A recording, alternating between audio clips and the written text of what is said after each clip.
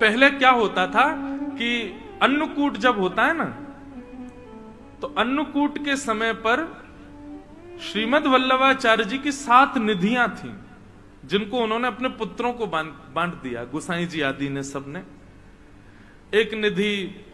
वहीं श्रीनाथ जी के बगल में विराज रहे हैं श्री विठलनाथ जी। फिर आप जो पुष्टि मार्गी होंगे उनको पता होगा, कोई सूरत में विराजते हैं, कोई बड़ौदा में विराजते हैं, कोई कहीं कहीं, ऐसे सब जगह सारे ठाकुर जी विराजमान है। हमारे गोकुल में है, गोवर्धन में है। तो अन्नकूट के समय पे क्या होता था, 7 ठाकुर जी नाथ द्वार आते थे और श्रीनाथ जी के ही अगल बगल में 7 ठाकुर जी एक सिंहासन पर विराजते और एक साथ सबका अन्नकूट होता था। बहुत ध्यान से सुनिएगा। आज भी नाथ द्वार में नियम है कि जब ठाकुर जी का भोग लगता है ना, तो ऊपर अटारी पर बैठ करके सहनाई बजाई जाती है, नगाड़े बजाए जाते हैं। समझ जाओ कि ठाकुर जी का भोग लग रहा है। तो अन्नकूट के समय पर 7 ठाकुर जी आए और श्रीनाथ जी के सामने अन्नकूट रखा गया। बढ़िया प्रेम से ठाकुर जी ने आरोगा। आरोगने के बाद अन्नकूट आदि सब समेट दिया। 7 निधि अपने अपने स्थान को चले गए। तो एक दिन रात्रि में शयन कराने के बाद जैसे ही मुखिया जी, जो पुजारी जी हैं, वो अपने शयन में गए, तो ठाकुर जी स्वप्न में आ गए श्रीनाथ जी, और स्वप्न में ऐसे आके बैठ गए रूठ के। तो गुसाई जी बोले, मुखिया जी बोले, जय जय, कहा भयो, आप उदास लग रहे हो, कछु कमी रह गई? कल तो अन्नकूट पायो आपने, चकाचक भोजन किया है, अब तो आनंद आ रहा होगो। श्रीनाथ जी बोले, मेरो पेट ना भरो, यही मारे तुम्हें दुखी है रहूं। बोले क्यों, पेट क्यों ना भरो? बोले अब इतनी सारी सामग्री सामने रखी, लेकिन वो 7 मेरे बगल में बैठे, एक यहां बैठो, एक वहां बैठो, सबरे इतने सारे बैठे, मुंह को तो खावे में संकोच आ रहा। मैं खा रहा हूं तो मुंह को यूं लग रही, यूं सोच रहा हूं कैसे खा रहा है, कैसे भर भर के खा रहा है, या हमारे में तो आराम। अब जैसे आप भोजन करो, निश्चित है रेस्टोरेंट में जब जाते हैं भोजन करने तब की स्थिति और घर में जब करते हैं तब की स्थिति अलग होती है। कई लोग होते हैं बाहर जाएंगे तो चम्मच लेंगे, जे लेंगे और बड़े ऐसे खाएंगे जैसे कितने साफ सुथरे हैं, और घर में जब आ जाते हैं तो बनाए महाराज चावल के पहाड़, बीच में कर दिया गड्ढा, उसी में सब्जी, उसी में दाल, उसी में पापड़, उसी में दही। एक हमारे साथ एक पंडित जी हैं, वो विचित्र हैं, वो चावल में दाल डालते हैं, फिर घी डालते हैं, फिर चीनी डालते हैं। दाल चीनी, घी चीनी डाल के कौन खाता है भाई? हैं विशिष्ट ऐसे ऐसे पंडित जी हैं हमारे। तो जब आप सहजता में प्रेम से खा रहे होते हो, तब आप ये विचार नहीं करते कहां गिर रहा है, कहां कैसे, आप बस पाते हो प्रेम से। लेकिन 4 लोग बैठे हो तो निश्चित है कि आपका मन भी होगा तो आप कहोगे नहीं नहीं बस ठीक है, इतना ही रहने दो। ठाकुर जी बोले, मेरो पेट ही ना भरो, मुंह यूं लग रही, जन कहा सोचेंगे सबरे अगल बगल में बैठे। बोले कैसे भर भर खा रहा है? श्रीनाथ जी से कही, बोले आज्ञा करो जय जय। फिर कहा करूं?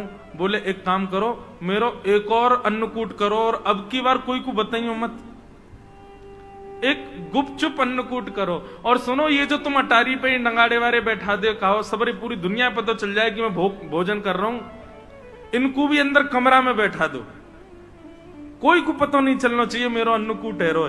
तो इसलिए नाथ द्वार में आज भी 2 बार अन्नकूट होता है। एक बार तो पूरे विश्व को पता रहता है कि ठाकुर जी का अन्नकूट हो रहा है, और एक बार पड़ोसियों को भी नहीं पता होता और श्रीनाथ जी का अन्नकूट हो जाता है।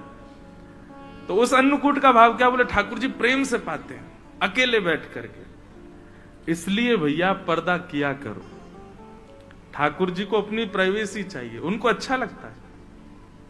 अब हम कथा सुनाने आते हैं, 4 घंटे कोई नहीं जाएगा हमारे लाल जी के कमरे में, तो हमारा भाव क्या रहता? ठाकुर जी बढ़िया टांग पर टांग धर के पौड़ गए होंगे, बढ़िया डिब्बा आप सब लोग मिठाई के लाओ तो खोल खोल के देखते होंगे कौन कहा लेके आयो, या मैं सजे खा लूं।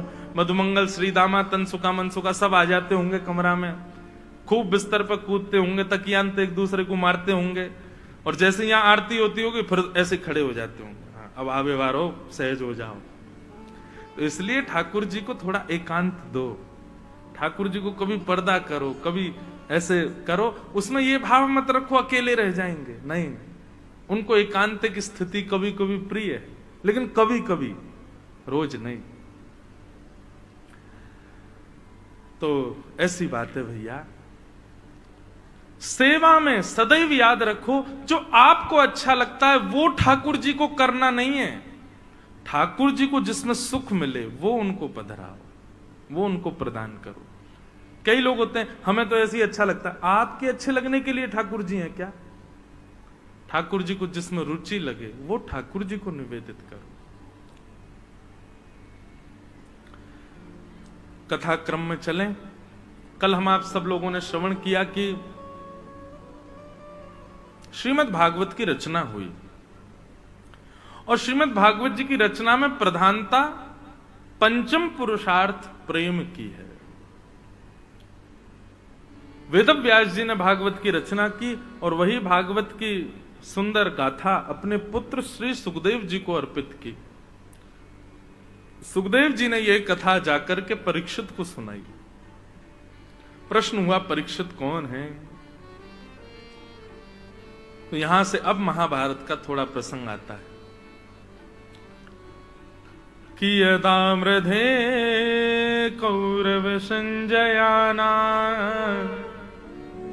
वीरस्वथो वीर गतिम गतेषु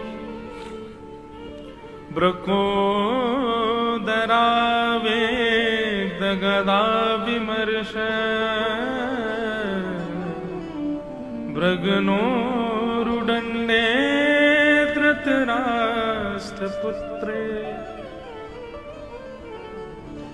महाभारत का युद्ध अपने, बिल्कुल आप लोग सावधानी से सुनिएगा, अपनी अंतिम स्थिति में चल रहा था। दुर्योधन और भीम के बीच में युद्ध चल रहा था। तभी भीम ने दुर्योधन को मारने के लिए अपनी गदा का प्रहार उसकी जंघा पे किया। नाभि से नीचे प्रहार करना युद्ध में मना है, लेकिन भीम ने जंघा पर प्रहार किया। क्यों? सबको कथा पता है कि दुर्योधन का पूरा अंग जो है ना वो लोहे के समान है, उसको मारा नहीं जा सकता। केवल उसके जंघा का भाग ही है, उसका कटी भाग ही एकमात्र है जो चैतन्य हमारी तरह है। बाकी उसका सर्वांगीण अंग दिखता हमारे जैसा है, लेकिन वो पूरा लोहे का है।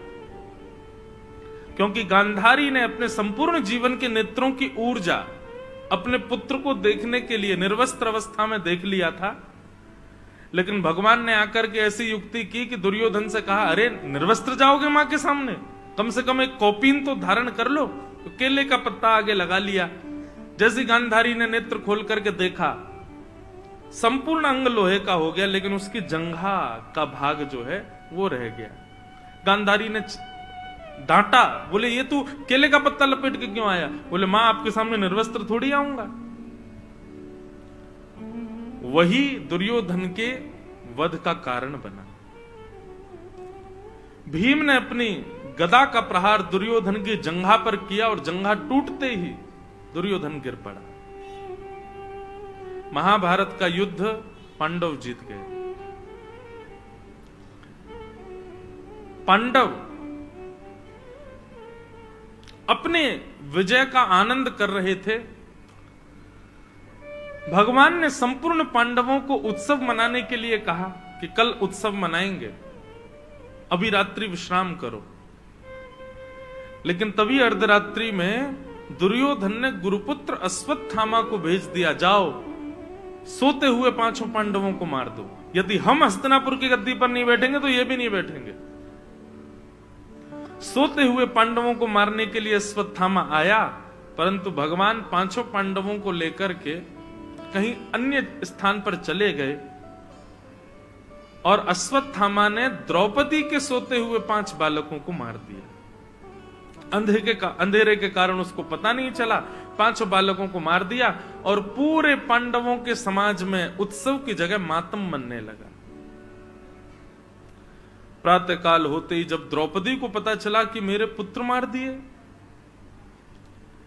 द्रौपदी ने रुदन करना प्रारंभ किया, उसके उस आर्तनाद को सुनकर के अर्जुन का क्रोध बढ़ गया।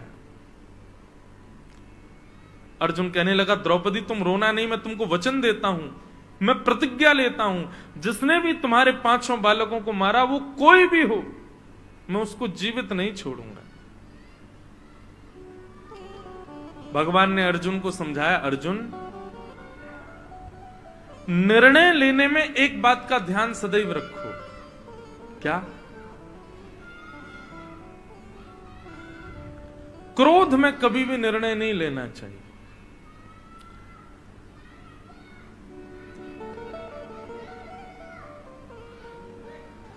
सब लोग सावधानी से सुनो, इधर देखो, क्या बता रहा था मैं? क्रोध में खेल रहे हैं क्या बच्चे? वाह भैया। तो मैं ये कह रहा था, क्रोध में निर्णय नहीं। जो लोग कहते हैं महाराज जी क्रोध कम करना चाहते हैं, क्या करें, क्रोध कैसे कम होगा? 2 उपाय हैं। पहला, जैसे ही क्रोध आए मौन हो जाओ।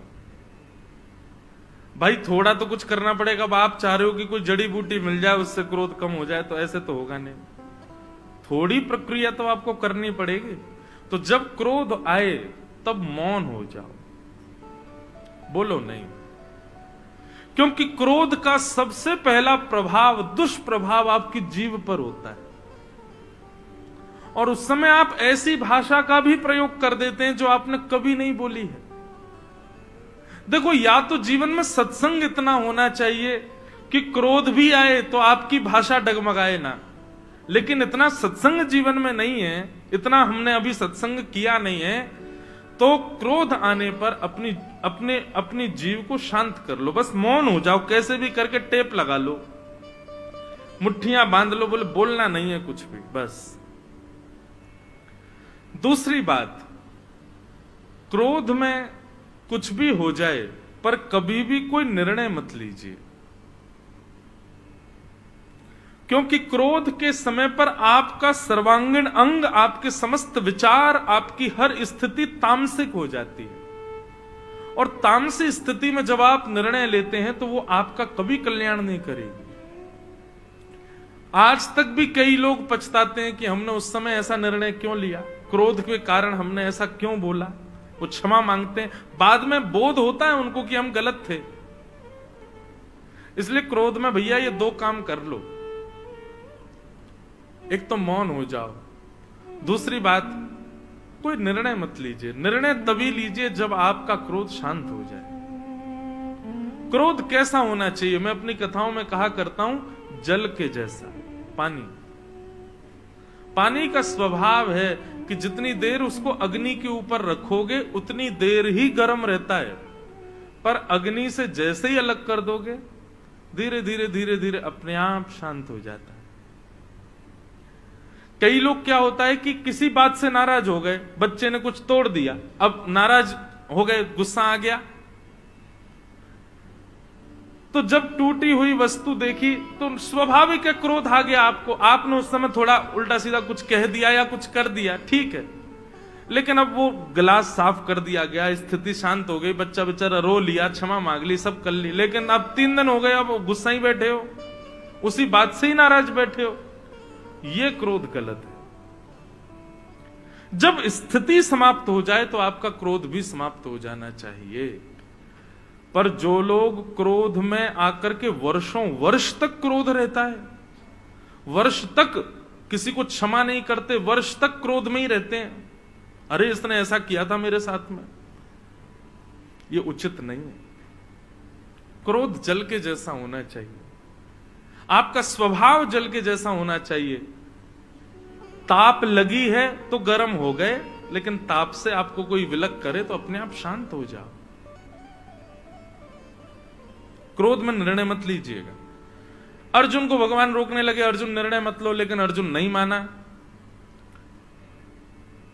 पांडव पक्ष के 3 लोग बचे थे, उनमें से एक अश्वत्थामा था। अश्वत्थामा को पकड़ करके अर्जुन ने बंदी बना दिया और द्रौपदी के सामने प्रस्तुत कर दिया। बोले ये है तुम्हारे बालकों का हत्यारा। अपनी तलवार लेकर के खड़े हो गए अर्जुन और बोले आज्ञा करो द्रौपदी, मैं इसका सर धड़ से अलग करने वाला हूं, तुम्हारी कोई और इच्छा हो तो बताओ, यही है तुम्हारे बालकों का हत्यारा। जैसे ही द्रौपदी ने अश्वत्थामा को देखा, द्रौपदी ने अर्जुन के आगे हाथ जोड़ लिए। बोले अर्जुन इसको मत मारो। क्यों ना मारे? कि उवाच चास हन्तस्य वंधनानयनम सतम मुच्यतामेष ब्राह्मणो नितराम गुरु। हम क्षत्रिय हैं अर्जुन और ये ब्राह्मण है, और ब्राह्मण के साथ साथ भी ये हमारे गुरु का बेटा है। गुरु पुत्र गुरु के समान होता है, इसको मत मारो। पहला कारण इसको इसलिए मत मारो क्योंकि हम ब्राह्मण नहीं, हम क्षत्रिय हैं और ये ब्राह्मण है। दूसरा कारण इसलिए इसको मत मारो क्योंकि ये गुरु का बेटा है। और तीसरा कारण इसलिए मत मारो क्योंकि ये अपनी मां का इकलौता पुत्र है। इसकी मां विधवा पहले ही हो चुकी है, पति का सहारा नहीं है, और अब इसको भी मार दोगे तो इसकी मां को पुत्र का भी सहारा नहीं रहेगा, अकेली कैसे रहेगी? मेरे 5 पुत्र मर गए पर मेरे 5 पति तो जीवित है ना, इसको मत मारो। लेकिन फिर भी अर्जुन आप चाहते हैं कि इसको मारना है तो मार दीजिए, लेकिन शर्त होगी क्या? इसको मारते ही मुझे मेरे 5 बालक जीवित चाहिए। ऐसा हो पाएगा? नहीं। द्रौपदी की बात में धर्मम न्यायम सकरुणम निर्विलीकम शमम महत, ये 5 बातें हैं। कोई भी निर्णय लेने वाले व्यक्ति को इन 5 बातों का ध्यान रखना चाहिए कि धर्म क्या कहता है। कहीं मेरा निर्णय अधर्म का पक्षधर तो नहीं? किसी भी प्रतिज्ञा लेने वाले व्यक्ति को न्याय का विचार करना चाहिए। मैं जो प्रतिज्ञा लूंगा उससे न्याय होगा कि नहीं। तीसरी बात, अपनी किसी भी प्रकार की प्रतिज्ञा में दया को जरूर स्थान दीजिएगा, थोड़ा दया पक्ष भी रखिएगा, निर्दयी मत हो जाइएगा। ध्यान रखिए इन बातों को। सबसे पहली बात धर्म का ध्यान रखिएगा, दूसरी बात न्याय होना चाहिए, तीसरी बात करुणा यानी कि दया होनी चाहिए, चौथी बात निर्विलीकम मतलब निष्कपटता, एक पक्ष के प्रति आपका कपट भाव नहीं दिखना चाहिए, और 5वीं बात समत्व। दंड का अधिकारी अपना पुत्र भी हो तो दीजिए, वहां पर आप मोहवश उसको मुक्त कराने का प्रयास मत कीजिए। ये 5 बातों का हर व्यक्ति को ध्यान रखना चाहिए कोई भी प्रतिज्ञा लेने से पहले। धर्मम न्यायम सकरुणम निर्विलीकम समम महत। द्रौपदी की बात में ये 5 चीजें थी। धर्म भी था, न्याय भी था, दया भी थी। द्रौपदी कहती है इसको मत मारो क्योंकि ये ब्राह्मण है और हम क्षत्रिय हैं, हम क्षत्रियों के लिए ब्राह्मण सदैव पूजनीय होते हैं। इसको मत मारो क्योंकि ये गुरु का बेटा है। गुरु जिसने तुमको धनुष उठाना सिखाया, जिसने तलवार उठाना सिखाया, जिसने बोलना चलना लड़ना सिखाया, उस गुरु की दक्षिणा के रूप में पुत्र को मारोगे? इसको मत मारो। तीसरी बात, ये अपनी मां का इकलौता पुत्र है। बंधुओं, धर्म कहता है कि आप जिस मार्ग से निकले हो उस मार्ग में कितनी रुकावटें, कितने कांटे, कितने गड्ढे आए हैं, यह पीछे आने वालों को बता दीजिए ताकि उनको वो कष्ट ना सहना पड़े। लेकिन हम लोग उल्टे हैं। हमसे कोई पूछे आप केदारनाथ गए थे, आपकी यात्रा कैसी रही? अब केदारनाथ जाने में महाराज प्राण तो निकल गए हमारे, बस में ऐसी हालत हो गई, हेलीकॉप्टर में ये आओ, फिर वहां ऊपर खच्चरों ने तो फिसल फिसल के हाथ पांव तोड़ दिए, फिर दर्शन में भी कोई स्थिति नहीं, वहां पे ऊपर कोई व्यवस्था नहीं थी, और महाराज सर्दी जुकाम हो गया, गर्म पानी नहाने को नहीं मिला, भीड़ के कारण हाथ पांव सब हमारे दब गए, पिच गए। स्थिति तो ऐसी हुई, लेकिन किसी ने पूछा कैसी रही यात्रा, हम भी बना रहे हैं अगले महीने जाने का। बहुत बढ़िया, एक नंबर। बस की सुविधा तो बहुत ही अच्छी, मां ऊपर रहने की व्यवस्था तो बहुत बढ़िया है, गीजर 24 घंटे चलता है, भीड़ तो बिल्कुल होती नहीं है। सुबह के समय जाना, कोई बिल्कुल साफ मिलेगा, सीधे जाओ, प्रणाम करे, निश्चित जाओ, पूरे परिवार सहित जाओ। और मन में क्या सोचना, बेटा जा, तुझे भी तो पता चले। नहीं, अगर हमको किसी मार्ग पर कष्ट हुआ है तो चाहिए कि पीछे उस मार्ग पर जो आ रहे हैं उनको सावधान किया जाए। द्रौपदी कहती है कि पुत्र के मरने पर मां को कितनी पीड़ा होती है, वो पीड़ा अभी मैं सह रही हूं अर्जुन, और मैं नहीं चाहती कि पुत्र मरने पर जो पीड़ा इस मां को हो रही है वो इसकी मां को हो, इसलिए इसको मत मारो। बंधुओं, इतनी बात हो गई, सब लोग चुपचाप खड़े खड़े देख रहे थे, लेकिन तभी सिसकियों की आवाज आने लगी। कौन रो रहा है? दूर खंभ से सिर टेके हमारे द्वारिकाधीश के नेत्र सजल हो गए। और आसपास खड़े लोगों से ठाकुर जी कहने लगे, मेरी बहन है ये बहुत बड़ी बात है। अरे मां का इतना ममत्व होता है अपने पुत्र से, इतना ज्यादा ममत्व होता है, वो डराती है अपने पुत्र को, रुक जा, तेरे पिताजी को आने तो बताऊंगी उनको मैं, ऐसे करता है ये। लेकिन पिताजी जब आ जाते हैं तो पिताजी को बता भी देगी, लेकिन पिता जैसी डांटने लगे तो तक ठीक है, लेकिन पिता कहीं हाथ उठाने लग जाए तो मां आगे आ जाती, नहीं मारोगे नहीं, सुना कितना भी लो, मारने का अधिकार मेरा है, बस इसको पीटना है, मारना है, घूसे देने, जो करना मैं करूंगी, वो मेरे अलावा कोई ना करे। स्कूल पढ़ाने के लिए बच्चे को लेके जाती है, टीचर को बोलाती है, ये कितना भी अपराध करे, कितना भी गलत करे, आप इसकी डायरी में लिख के भेज देना, मुझे फोन कर देना, इसको डांट देना, पर इसको मारना नहीं। ये मां का ममत्व होता है अपने पुत्र के प्रति।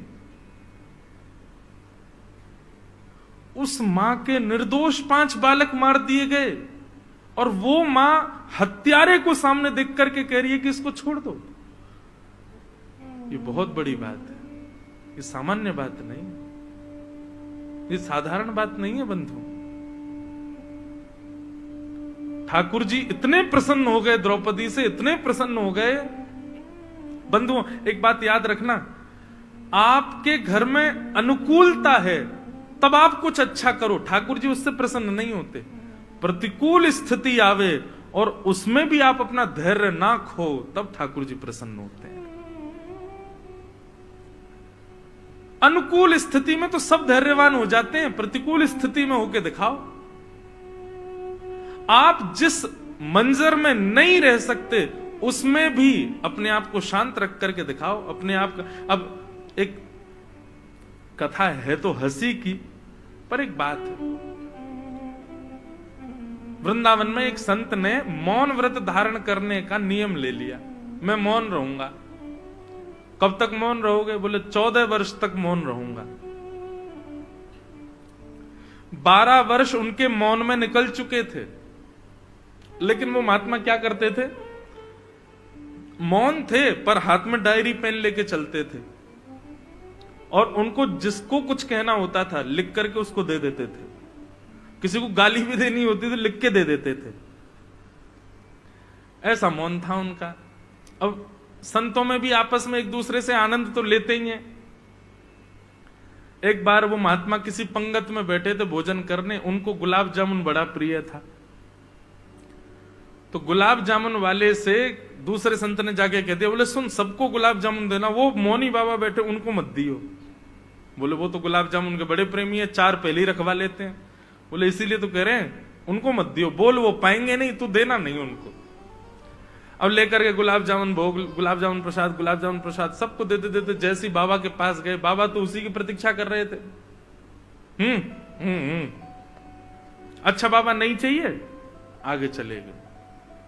बाबा तो मौन, कुछ कह तो सकते नहीं। देखने लगे उसको, बोले चला गया, देखे नहीं गया।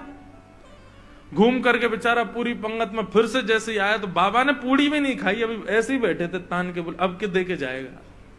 जैसे ही आया, बाबा गुलाब जामुन, अच्छा अभी ये नहीं खाया, इसके बाद पाओगे, ठीक है बाबा ठीक है, आगे चले गए। 3-4 बार उस व्यक्ति ने गुलाब जामुन दिखा करके भी नहीं दिया। 5वीं बार जब वो आए तो बाबा क्रोध में तिल मिला रहे थे, बोल सकते नहीं कुछ भी, और बाकी के महात्मा आनंद ले रहे थे, बोले अब आएगा आनंद। जैसे ही गुलाब जामुन लेके आया तो बाबा उसका हाथ पकड़ लिया। अच्छा बाबा ठीक है, अभी थोड़ी देर में लेके आऊं। आगे जैसे निकला बाबा खड़े हो गए, बोले इधर दे रहा उधर दे रहा, बीच में क्यों नहीं रख रहा, यहां क्यों नहीं दे रहा मेरी पत्तल पे। सब बोले बाबा मौन। बाबा बोले राम राम राम राम, हो गया कल्याण हमारा। 14 वर्ष का मौन 12 वर्ष में टूट टाट गया। सब ने आकर के हृदय से लगाया, बोले अब 12 साल का ही रहने दो बाबा, प्रेम से गुलाब जामुन पाओ। प्रतिकूल स्थिति में अपने आप को संयमित रखना यह परीक्षा है। अनुकूल स्थिति में तो कोई भी रह लेगा, अनुकूल स्थिति में तो अपने ऊपर संयम कोई भी कर लेगा, प्रतिकूल में करके दिखाओ।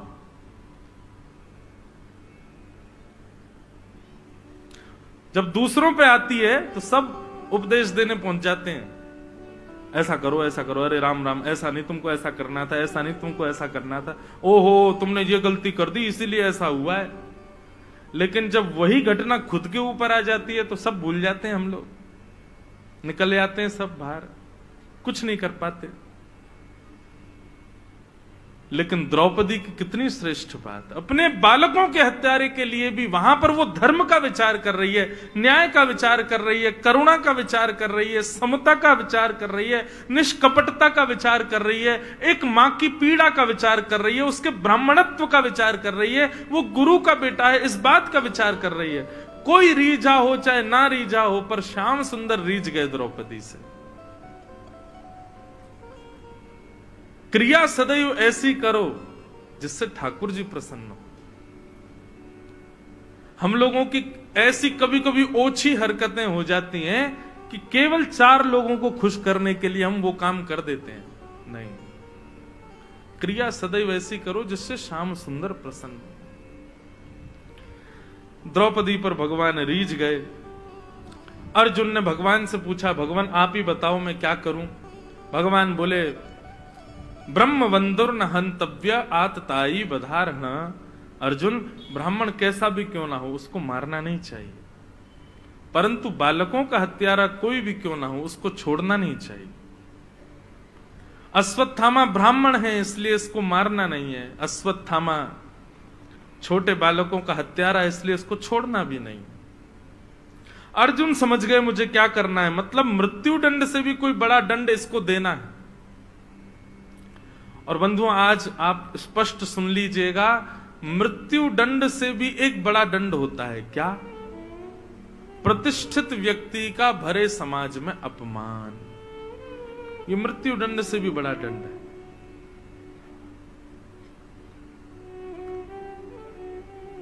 और एक और बात कहें, बहुत सम्मान की इच्छा रखने वाले व्यक्ति के लिए मृत्यु दंड से भी बड़ा है दंड उसका अपमान हो जाना। और ऐसा व्यक्ति जब तक मरता नहीं तब तक अपने अपमान की अग्नि में जलता रहता है। मृत्यु को प्राप्त करने वाला व्यक्ति 5-6 घंटे में फिर भी चिता में जल जाता है, परंतु अपमान के अग्नि में जलने वाला व्यक्ति जीवन पर्यंत जलता रहता है। भगवान ने कहा ये गुरुपुत्र है, इसको बहुत सम्मान मिला है, इसकी सब रेस्पेक्ट बहुत करते हैं। आज वही समाज इसके सामने खड़ा है जो इसका सम्मान करता है, सबके सामने इसका अपमान करो, यही इसका दंड है। आधी मूंछ, आधी दाढ़ी और आधे केश मूड़ करके अर्जुन ने उसकी ब्रह्म तेज की मणि को निकाल करके धक्के देकर के सभा से बाहर कर दिया। बोले यही उचित दंड है इसके लिए। अश्वत्थामा, अपमान हो गया अश्वत्थामा का। भगवान अब कहने लगे, भैया आप सब लोग अब अपने हस्तिनापुर की गद्दी संभालो, सब लोग व्यवस्थित हो जाओ, मैं द्वारिका जा रहा हूं। जैसे ठाकुर जी द्वारिका के लिए प्रस्थान करने लगे, इतने में ही बंधुओं अश्वत्थामा ने अर्जुन की पुत्र वधू उत्तरा के गर्भस्थ शिशु को मारने के लिए ब्रह्मास्त्र छोड़ दिया। आकाश में ब्रह्मास्त्र देख करके उत्तरा दौड़ी दौड़ी भगवान के रथ के पास गई। भगवान द्वारिका को जा रहे थे कि पाहि पाहि महायोगिन देव देव जगतपते नान्यम तद्भयम पश्ये यत्र मृत्यु परस्परम। त्राहिमाम द्वारिकाधीश मेरी रक्षा करो। भगवान ने तुरंत अपना रथ रोका, उतर करके आए, देखा उत्तरा दौड़ी दौड़ी आ रही है। उत्तरा को तुरंत भगवान ने पूछा क्या बात है उत्तरा, क्यों रो रही हो? उत्तरा ने कहा देखिए ना भगवान, अश्वत्थामा ने ब्रह्मास्त्र छोड़ दिया आकाश में मेरे गर्व को मारने के लिए। मेरा गर्व भले ही, मुझे भले ही कुछ भी हो जाए, मेरे गर्व को बचा लो भगवान। मेरे पति को इन लोगों ने पहले ही चक्रव्यूह में फंसा करके मार दिया, कम से कम मैं अपने बालक को जन्म दूं, ये श्रेष्ठता तो मुझे प्राप्त हो। भगवान आप मेरी रक्षा करो। सबके मध्य आकर के उत्तरा ने जब भगवान से प्रार्थना की, ठाकुर जी एक रूप से तो बाहर खड़े थे, अदृश्य रूप से उत्तरा के गर्भ में प्रवेश करके भगवान ने उसके गर्भस्थ शिशु की रक्षा की। आकाश में देखते ही देखते ब्रह्मास्त्र नष्ट हो गया और किसी को पता नहीं चला कि ये ब्रह्मास्त्र नष्ट हुआ कैसे। सब लोग आश्चर्य करने लगे, बोले कुछ हुआ तो है नहीं। ठाकुर जी बाहर खड़े हैं, पांचों पांडव अपने स्थान पर खड़े हैं, उत्तरा आकर के भगवान से प्रार्थना कर रही है और केवल इतनी देर में ब्रह्मास्त्र नष्ट हो गया। इस ब्रह्मास्त्र को नष्ट किया किसने? कोई नहीं पहचान पाया। लेकिन बंधुओं कितनी अच्छी बात,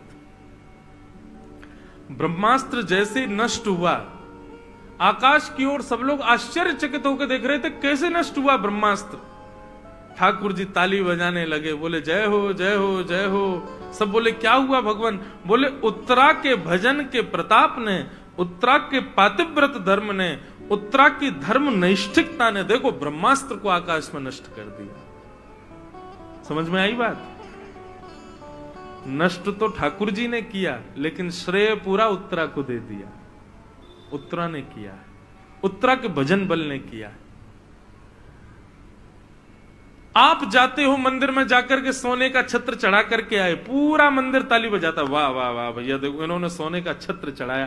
ठाकुर जी मंद मंद मुस्काते हैं, क्यों? बोले बल तो हमने ही दिया, हमने ही योग्यता प्रकट करी, हमने ही ऐसी व्यवस्था करी कि ये सब छत्र आदि जो भी इसने चढ़ाया या जो भी सेवा इसने की वो ये कर पाया, पर श्रेय सारा इसी को ही मिल गया। ये ठाकुर जी का स्वभाव है बंधु। अब यहां की बात नहीं, पर कहीं भी कोई कथा कराए, बहुत बड़ी कथा हो, दसों हजार लोग आ रहे हैं कथा में, सबका भोजन प्रसाद आदि, तो कई जगह क्या होता है यजमान लोग आते हैं, महाराज जी कोई अब व्यवस्था तो नहीं मिलेगी। नहीं, आपको पता है महाराज जी 20,000 लोग रोज भोजन कर रहे हैं, सबके लिए एक टांग पर खड़े होकर सबकी व्यवस्था देख रहा हूं। हम मंद मंद मुस्कुराते, मैंने अच्छा जी आप देख रहे हैं महाराज जी, एक भी श्रोता को कोई दिक्कत नहीं होती, बीच में पानी घूमता है सबके लिए, जल पियो सबके लिए। मैंने देखो क्या बढ़िया एसी लगवाए हैं पूरे पंडाल में। होता है कई जगह लोग बाग ऐसा बताते हैं बहुत।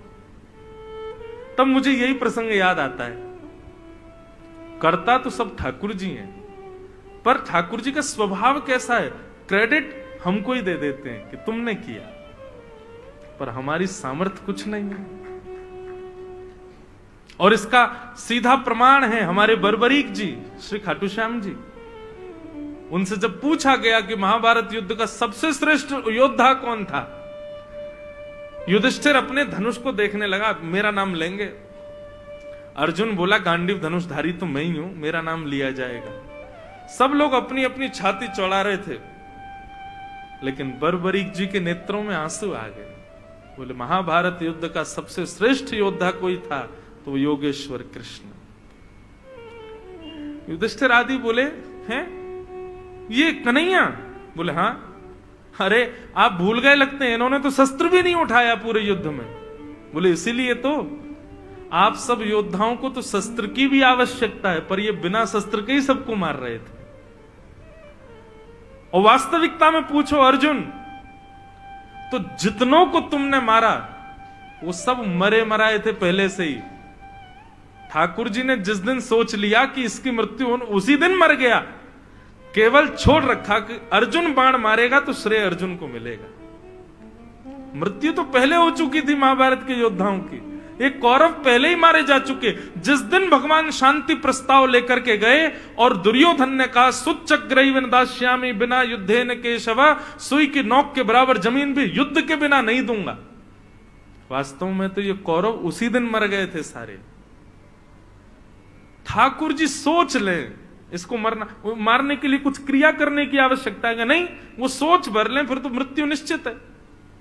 अर्जुन, भगवान ने तो उसी दिन सोच लिया था कि अब सर्वनाश होगा इनका, और सर्वनाश ठाकुर जी सोच लें, उसके बाद करने की आवश्यकता नहीं, हो ही गया। लेकिन ये करता छोड़ा था तुम्हारे लिए, ताकि श्रेय तुमको मिले। ये सब मरे मराए लाशों को तुमने बाण मारे हैं, ये मर तो पहले ही गए थे। इसलिए भैया आप कुछ भी नहीं करते हो, जो अपना भजन भी गिनते हैं ना, हम इतनी माला करते हैं, हम इतना नाम जप करते हैं, इतने घंटे बैठ के ठाकुर जी की सेवा करते हैं, यह भी आपके बस की बात नहीं।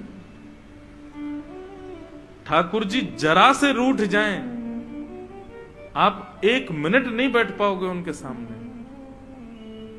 आप जो कुछ भी कर रहे हो सब ठाकुर जी की कृपा है, उन्हीं की ही कृपा है।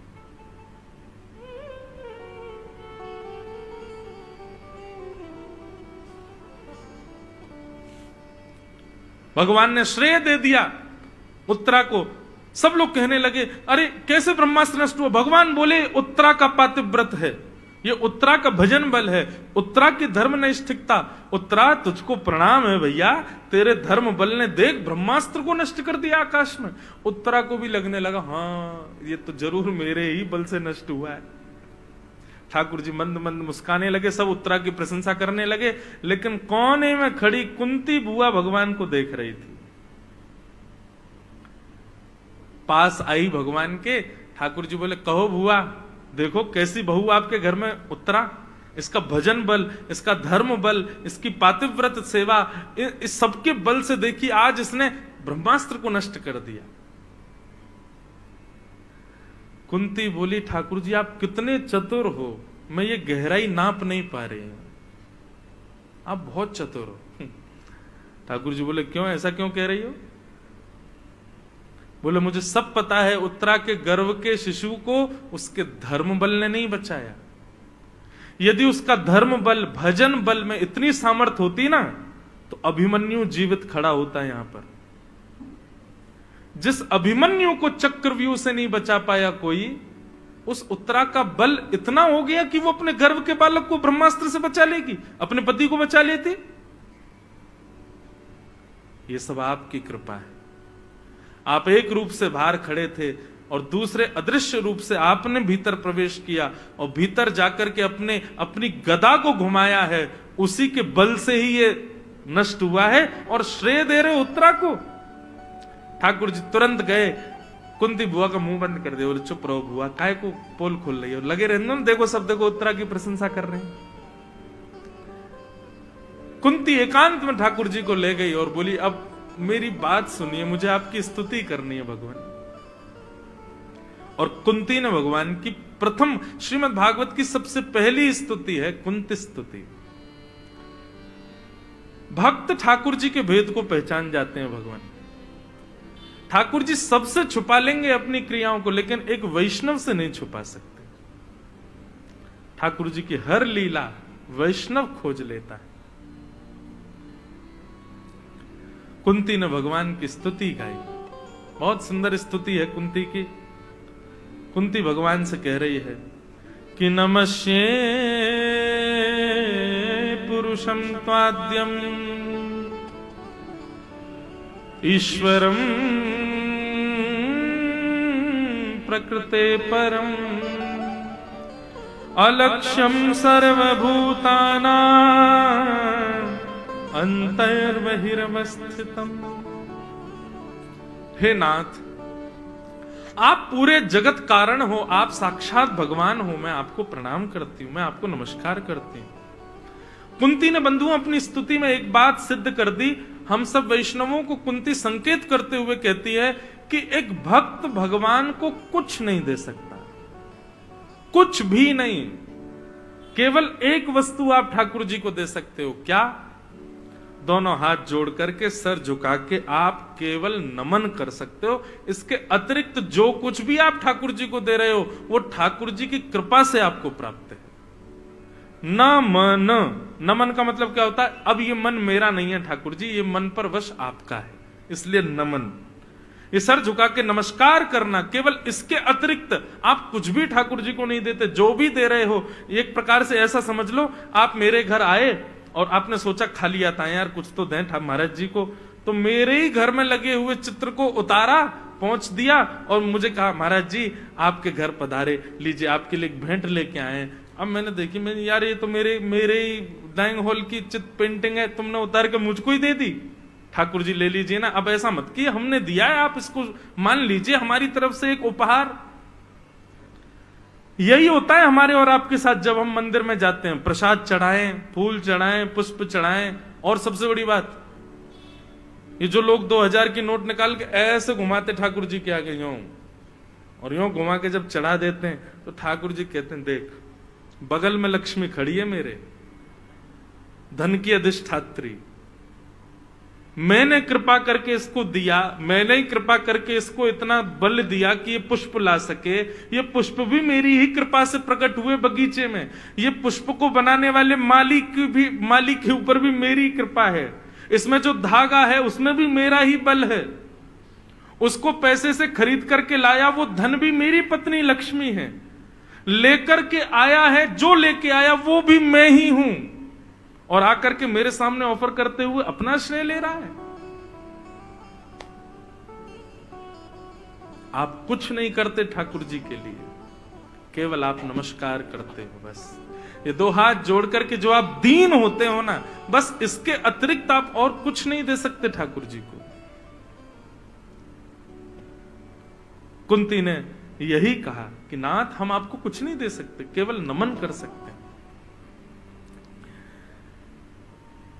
तो इसका मतलब ये नहीं है, अब कई कंजूस लोग भी तो बहुत हैं हमारे संसार में। कई लोग आ जाएंगे, महाराज जी आप ही तो कह रहे थे ठाकुर जी की सब वस्तु ठाकुर जी को, काय को 56 भोग लगा मैं ठाकुर जी को, काय को फूल का बंगला लगा मैं ठाकुर जी का, काय को सजावट करें ठाकुर जी की, सब ठाकुर जी तो कर रहे हैं, तो फिर हम लोगों को तो बिल्कुल नमस्कार ही करना चाहिए, नमन ही करना चाहिए, दान पेटी वगैरह सब हटा दो मंदिरों से, इनकी भी क्या आवश्यकता है, ठाकुर जी तो सब है ही है ठाकुर जी का। कई लोग कथा के दो अर्थ निकालने वाले भी होते हैं ना। भाई देखो, ये 56 भोग ठाकुर जी को क्यों लगाया जाता है? हे ठाकुर जी, इस विश्व में 8 अरब लोग हैं।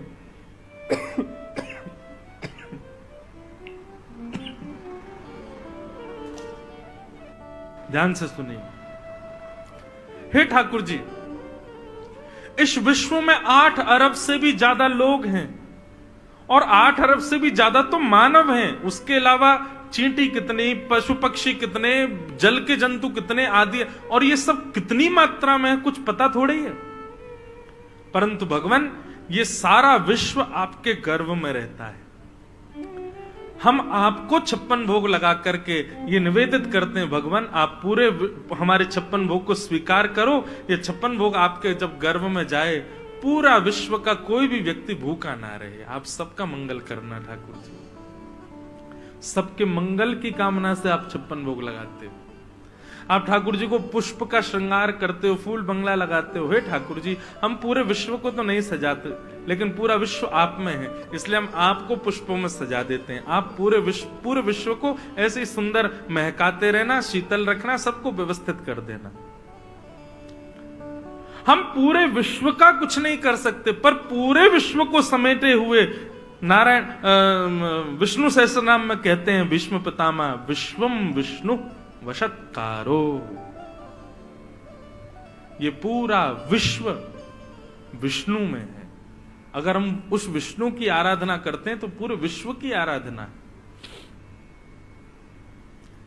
इसलिए ठाकुर जी को ऑफर किया जाता है, कुछ भी करते हैं तो, पर उसमें मैं पना नहीं होना चाहिए, मैं का भाव नहीं होना चाहिए, मैंने किया, मेरी वजह से हुआ, नहीं, सब ठाकुर जी।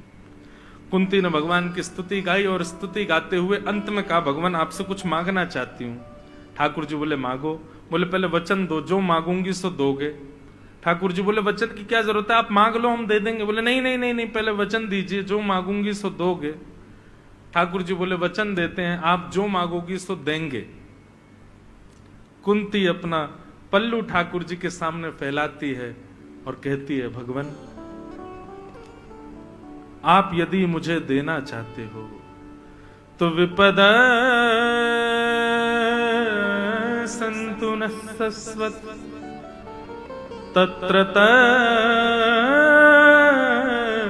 जगद्गुरो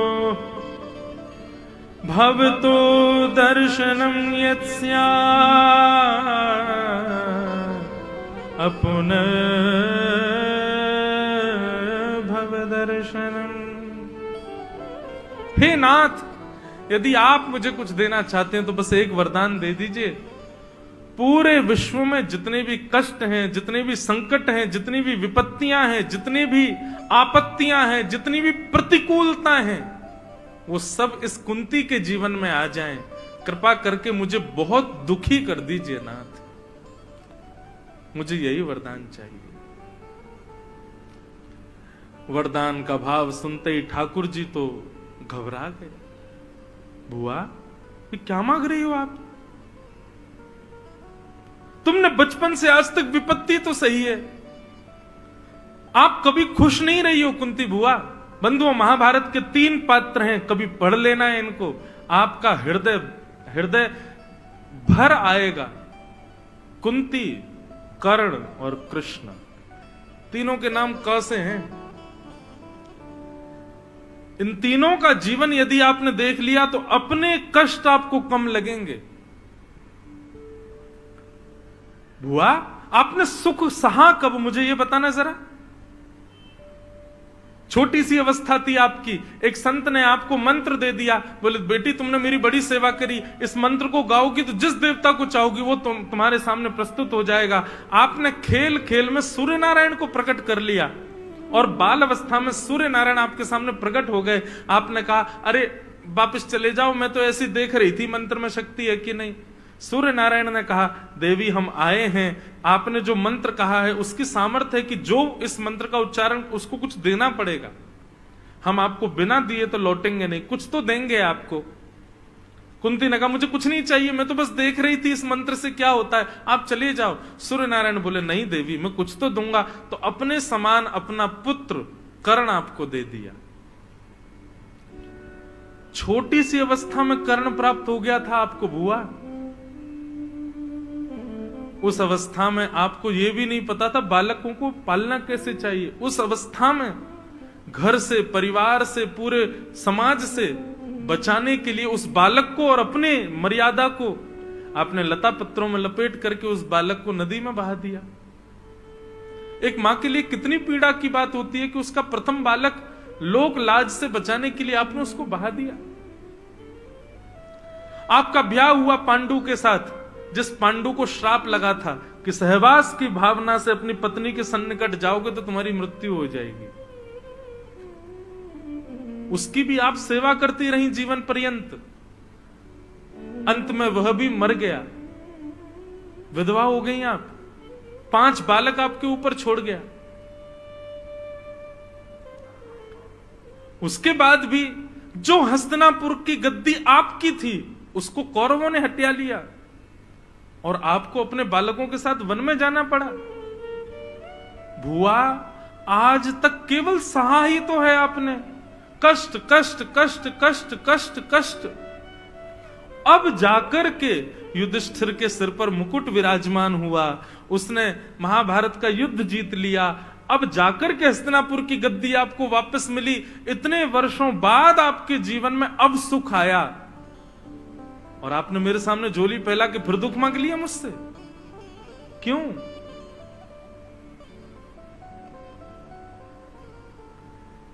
ठाकुर जी रोने लगे, कुंती बुआ भी भावुक हो गई। कुंती कहती है नाथ आपने अभी तक मेरे पूरे जीवन को बता दिया कि बचपन से लेके अभी तक मेरा जीवन कैसा था। मेरे को पति का सुख नहीं मिला, मुझे गृहस्थाश्रम का सुख नहीं मिला, मुझे बालकों का सुख नहीं मिला, मुझे राज्य का सुख नहीं मिला, मुझे जीवन में एक व्यक्ति को जितने सुख चाहिए होते हैं वो सामान्य सुख भी नहीं मिले। लेकिन नाथ, आप ये बात मानते हो ना कि कल से मेरे जीवन में सुख आ गया? कल से मेरे बालक जब से महाभारत युद्ध जीते तब से मेरे जीवन में सुख की घड़ी आ गई है। कल तक मैं दुखी थी तो द्वारिकाधीश हमारे साथ खड़ा था, और आज जब हस्तिनापुर की गद्दी मिल गई तो आप रथ में बैठ के द्वारिका जा रहे हो ठाकुर जी। मुझे वो सुख नहीं चाहिए जिसमें आप छोड़ के चले जाओ। वो दुख सहने की मुझ में क्षमता है। कब? जब उस दुख की घड़ी में आप संग खड़े हो। इसलिए आपसे प्रार्थना कर रही हूं, मुझे दुख दे दीजिए, क्योंकि आप संग रहोगे फिर। ये है बंधुओं कुंती। एक बंधुओं पद है सूरदास जी का, बहुत सुंदर पद है।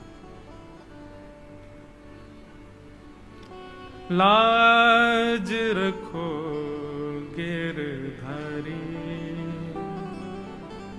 मोरी लाज रखो गिरधारी। बहुत सुंदर पद है। कभी कभी बंधुओं अपने ठाकुर जी के सन्मुख विराजमान होकर के इस पद को गाया करो।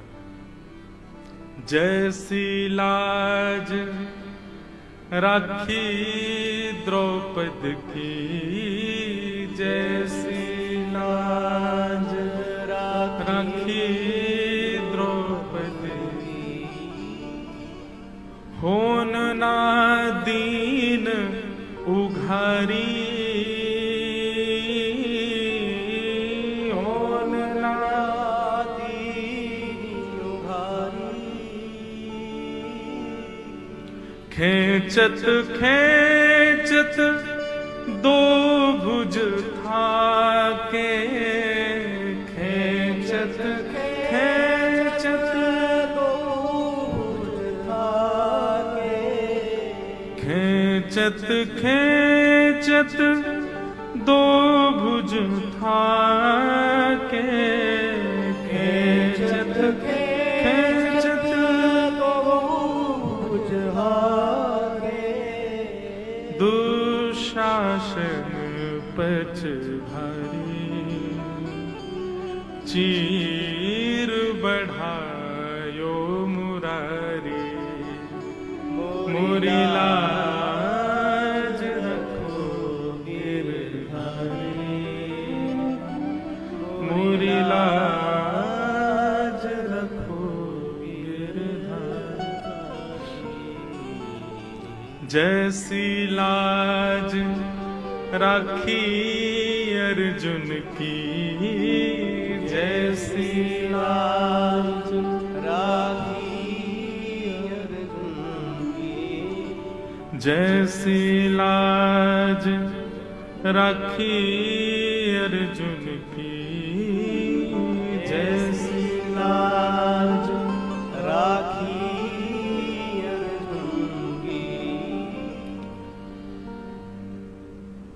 भारत युद्ध पछारी,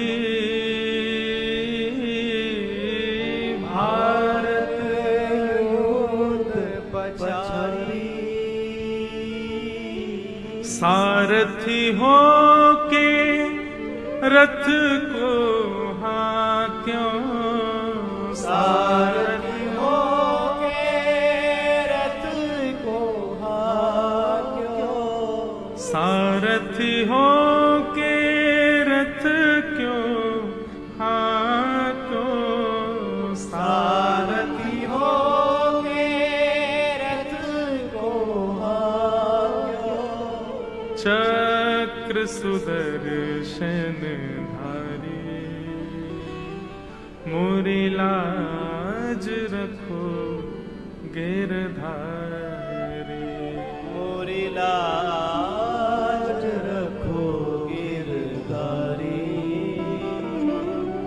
मोरी लाज रखो गिरधारी। बंधुओं, पद ठाकुर जी को कष्ट बताते हुए नहीं गाना है कि नाथ हमारे जीवन में कष्ट है इसलिए हम ये गा रहे हैं, बल्कि इस भाव से गाना है ठाकुर जी जीवन में जो कुछ भी भोग रहे हैं ये तो हमारे प्रारब्ध हैं, ये तो मुझे भोगने ही है, पर नाथ मुझे बस इस बात का डर है इन प्रारब्धों को भोगने में, इन कष्टों को भोगने में, इन विपत्ति आपत्तियों को भोगने में कहीं मैं आपको ना भूल जाऊं, कहीं आपकी सेवा मुझसे ना रह जाए नाथ, बस इसमें मेरी लाज रखना आप, बस इतना मुझे बचाए रखना ठाकुर जी कि जीवन में चाहे कुछ भी हो जाए पर आप मेरे चित्त से कभी ना जाओ, मैं आपकी सेवा निरंतर करता रहूं, आप सदा मेरी सेवा से प्रसन्न होते रहो ठाकुर जी, बस इसलिए मेरी लाज रखो।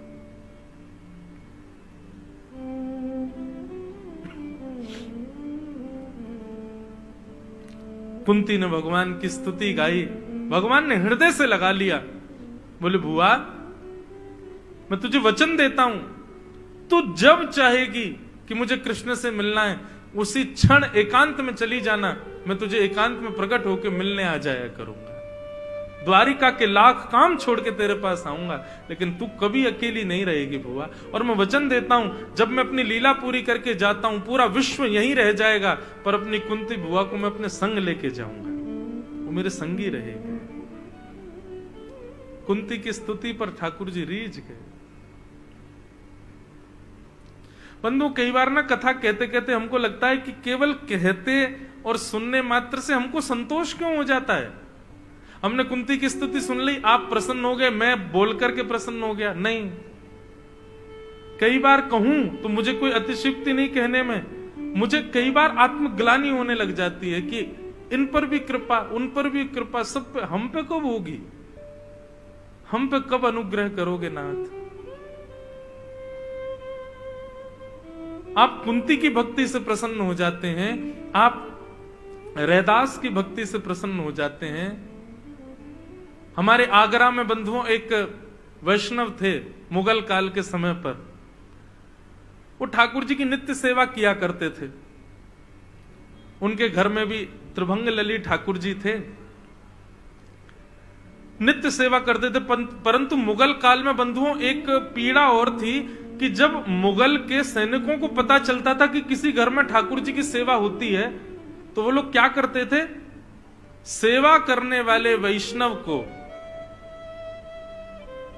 गौ मांस और गौ रक्त फेंक करके उसको अपवित्र कर देते थे, बोले अब कर सेवा, अब तेरे ठाकुर जी तेरी सेवा स्वीकार नहीं करेंगे, हमारी तरह तू भी म्लेच्छ हो गया। तो इसलिए कई लोग क्या करते थे मुगल काल में, मुगलों से बचने के लिए 3 बजे ही सुबह प्रातः काल उठ करके स्नान ध्यान करके अपने ठाकुर जी की सेवा पूजा करते और 6 बजे तक तो ठाकुर जी को फिर शयन करा देते। कई वैष्णवों के यहाँ सेवा, जो मैंने एक घर में कथा की थी, एक गोयन का परिवार है, उनके यहां मैंने कथा की, इतनी सुंदर सेवा मैंने अपने जीवन में कहीं नहीं देखी। उनके आपरस की सेवा थी, श्री गिरधर लाल ही थे उनके घर पर, और सेवा कैसी, सुबह 4 बजे घर के सारे सदस्य उठ जाएंगे, छोटा बच्चा भी 4 बजे सब उठ जाएंगे, 4 बजे उठ करके सब स्नान कर लेते हैं, अपरस में जो लोग हैं वो अपरस में चले जाते हैं, वो किसी का स्पर्श नहीं करेंगे। सुबह ठाकुर जी का 4 बजे मंगला होगी, मंगला के बाद ठाकुर जी का मंगला भोग रखा जाएगा, 4:30 बजे तक ठाकुर जी को स्नान ध्यान करा के श्रृंगार करके 5 बजे ठाकुर जी की श्रृंगार आरती, श्रृंगार आरती करने के बाद में 5:30-6 बजे ठाकुर जी का राजभोग, राजभोग करने के बाद राजभोग आरती, फिर उसके बाद आधे घंटे बाद ठाकुर जी की संध्या आरती, 5:30-6 बजे तक संध्या आरती, 7:30 बजे तक ठाकुर जी का शयन भोग, और 7:30 बजे ठाकुर जी का शयन भोग करके ठाकुर जी को बढ़िया पढ़ा करके शयन आरती करके पूरा घर 8 बजे निवृत्त सेवा से, बड़े लोग अपनी ऑफिस चले गए, फैक्ट्री चले गए, बच्चे अपने कॉलेज स्कूल चले गए, और ठाकुर जी पौड़ गए, अब सुबह उठेंगे दूसरे दिन 4 बजे। मतलब पूरे दिन की अष्टयाम सेवा 4 घंटे में पूरी, बहुत सुंदर सेवा। तो ये प्राचीन काल में मुगलों से बचने के लिए वैष्णव जन अर्धरात्रि में ही ठाकुर जी को उठा करके सेवा आदि कर देते थे। क्योंकि सुबह घंटे घड़ियाल बजाओ तो मुगल आ जाते थे, आके तलवार दिखाते सीधे, ठाकुर जी को तोड़ फोड़ जाते। तो एक वैष्णव आगरा में रहते थे, उन्होंने क्या किया, अपने ठाकुर जी की नित्य सेवा करते थे, अपने हाथ से ही करते थे। सुबह सुबह 3 बजे उठ के स्नान ध्यान करके मटका लेके जाते, और आगरा में भी यमुना जी हैं, यमुना जी का जल अपने हाथों से भर के लाते, तब अपने ठाकुर जी को स्नान करा करके संध्या पूजन वंदन आदि सब करते थे। नित्य का उनका नियम था। एक दिन इतनी मूसलधार बारिश हुई महाराज, इतनी बारिश, लाइट तो उस समय थी नहीं, दिया सब चलते थे। क्या करें, आज सेवा कैसे होगी? मन में विचार करने लगे, बोले अब तो हम जा ही नहीं पाएंगे, अब यमुना जल कैसे भर के लाएं, ठाकुर जी को स्नान कराना है, संभव ही नहीं हो पा रहा है।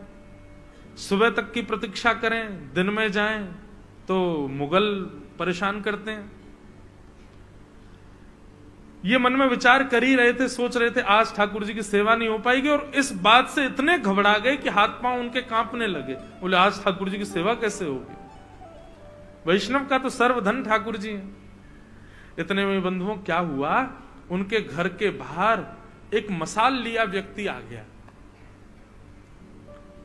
उसकी मशाल देख करके ये थोड़े से मन में आया कि भाई ये व्यक्ति जा रहा है, जब तक इसकी मशाल की प्रकाश दिख रहा है तब तक इसके पीछे ही चल रहे हैं। उसके पीछे पीछे चले गए और वो यमुना जी के तट पे ही गया।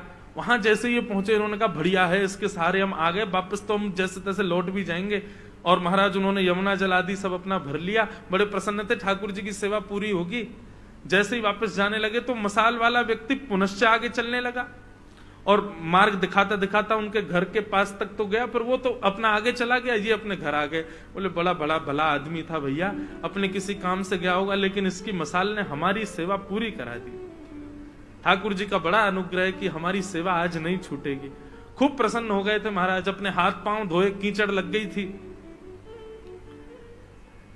ठाकुर जी का जल आदि लेकर के चंदन वंदन घिस करके जैसे ही मंगला के लिए मंदिर में गए और जैसे ही कपाट खोले तो त्रिभंग लली श्याम सुंदर जो सामने खड़े थे, उनके पैर कीचड़ में हो रहे थे और हाथों में मसाल का तेल लगा हुआ था, और उसमें से वो मट्टी के तेल की सुगंध ठाकुर जी में से आ रही थी। ये देख करके वैष्णव तो लिपट गया ठाकुर जी से। बोले मैं आपको निलाता भी हूं ना, ये भी मेरी सामर्थ्य नहीं है, ये भी आपकी कृपा से ही मैं कर पा रहा हूं ठाकुर जी। कहां मैं विचार करता हूं कि हम कर रहे हैं, कुछ भी नहीं। आप एक बार ठाकुर जी को घर में पधरा करके सेवा का संकल्प लेते हो, आपने संकल्प नहीं लिया, ठाकुर जी संकल्प लेते हैं, इससे मुझे अपनी सेवा करवानी है। एक दिन भी विक्षेप आप करते हो तो ये मत सोचो कि आप व्यस्त थे इसलिए हुआ। आज ठाकुर जी नाराज हैं हमसे, इसीलिए अपनी सेवा नहीं करा रहे हैं। ठाकुर जी से प्रार्थना करो, जहां ले चलोगे वहीं मैं चलूंगा, जहां ले चलोगे वहीं मैं चलूंगा, जहां ले चलोगे वहीं मैं चलूंगा, जहां ले चलोगे वहीं मैं चलूंगा,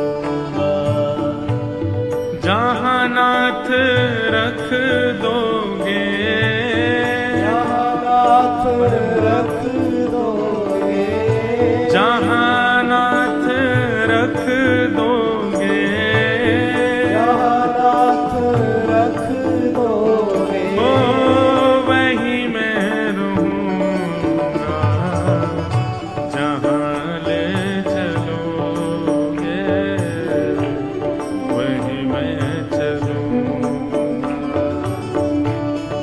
करताल बजा के गाओ भाव से।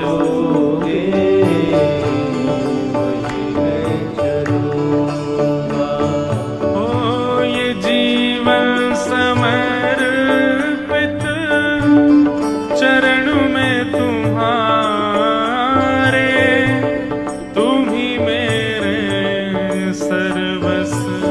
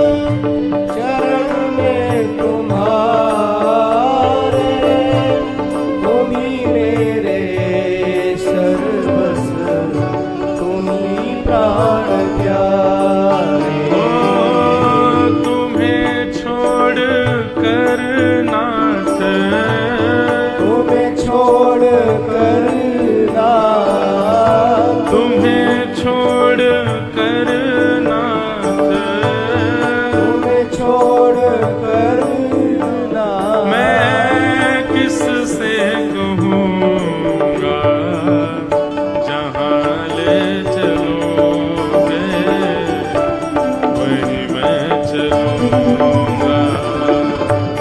जाने चलोगे वहीं मैं चलूँगा।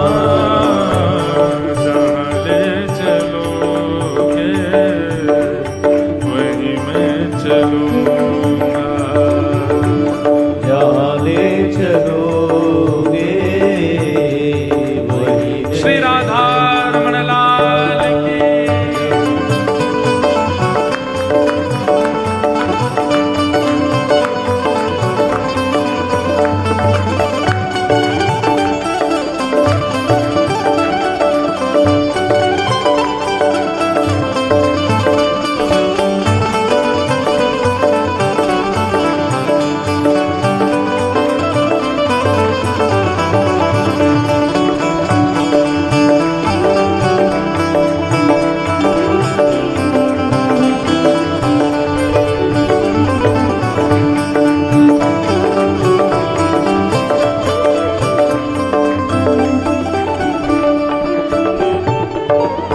तुम्हारे ही दिल हैं ये रातें तुम्हारी, कृपा दृष्टि सब पर रहती तुम्हारी। तुम्हारे ही दिल हैं ये रातें तुम्हारी, कृपा दृष्टि सब पर रहती तुम्हारी। ओ तुम्हारे ही दिल हैं ये रातें तुम्हारी, कृपा दृष्टि सब पर रहती तुम्हारी। तुम्हारे ही दिल हैं ये रातें तुम्हारी, कृपा दृष्टि सब पर रहती तुम्हारी। ओ राधा रमण लाल मेरे, राधा रमण लाल मेरे, बांके बिहारी लाल मेरे, बांके बिहारी लाल मेरे, मैं तेरा ही रहूँगा जहाँ ले चलोगे वहीं मैं चलूँगा। जाने चलोगे वहीं मैं चलूँगा। जहाँ ले चलोगे वहीं मैं चलूँगा। जाने चलोगे वहीं मैं चलूँगा। ओ जहाँ नाथ रख दोगे, जहाँ नाथ रख दोगे, हाँ जहाँ नाथ रख दोगे, जहाँ नाथ रख दोगे, ओ वहीं मैं रहूँगा जहाँ ले चलोगे वहीं मैं चलूँगा। जहाँ ले चलोगे वहीं मैं चलूँगा। जय जय राधा रमण प्यारो राधा रमण, जय जय राधा रमण आप से प्यारो गाओ। राधा रमण, जय जय राधा रमण, जय जय राधा रमण, जय जय राधा रमण, जय जय राधा रमण, ओ जय जय राधा रमण प्यारो राधा रमण, जय जय राधा रमण प्यारो राधा रमण, जय जय राधा रमण प्यारो राधा रमण, जय जय राधा रमण प्यारो राधा रमण, ओ जय जय राधा रमण प्यारो राधा रमण, जय जय राधा